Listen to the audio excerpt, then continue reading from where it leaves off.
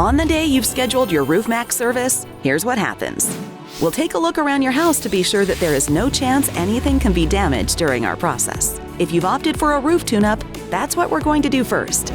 Our local technician will go up on your roof, and if any issues with nails, caulk, flashing, or seals are found, they'll repair those issues. If there are unexpected repairs needed before Roof Maxx can be applied, we'll let you know and make recommendations for fixing them.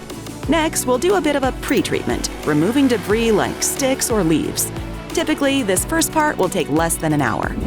Then, we bring out the big guns.